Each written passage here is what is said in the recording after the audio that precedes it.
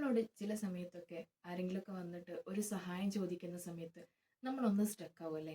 ഇത് ചെയ്തു കൊടുക്കണോ? അല്ലെങ്കിൽ ഇത് ചെയ്യുന്നതിലൂടെ എനിക്കുണ്ടാവുന്ന ബെനിഫിറ്റ് എന്ത് എന്നൊക്കെ നമ്മൾ ചിലപ്പോൾ ചിന്തിച്ചു പോകാറുണ്ട്. ഇപ്പോൾ സ്റ്റാർട്ടപ്പിൻ്റെ കാലമാണല്ലോ.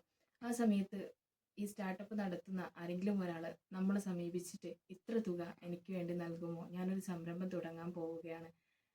ഞാൻ അതിലുള്ള പ്രോഫിറ്റ് ലഭിച്ചു കഴിഞ്ഞാൽ നിങ്ങൾക്ക് തിരിച്ചു തരാം എന്ന് പറഞ്ഞിട്ട് നമ്മളടുത്ത ഒരാൾ കടം വാങ്ങാൻ വേണ്ടി വരികയാണെങ്കിൽ നമ്മളെ മൈൻഡിൽ ആദ്യം പോകുന്ന ഒരു തോട്ട് ഉണ്ടാവും. എന്ത്, ഇത് തിരിച്ചു കിട്ടുമോ?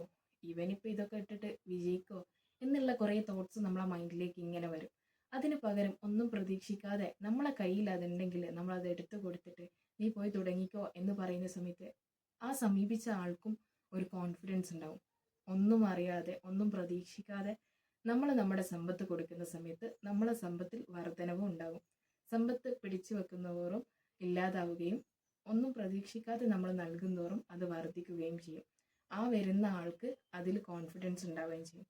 നമുക്ക് നമ്മളിലേക്ക് സഹായം തേടുന്ന സമയത്ത് അത് ചെയ്തു കൊടുക്കാൻ പറ്റിയിട്ടില്ലെങ്കിലും വരുന്ന ആളെ തളർത്താതെ കൂടെ ഉണ്ട് എന്നുള്ള ഒരു സന്ദേശം കൊടുത്ത് നമുക്ക് തിരിച്ചു വിടാം.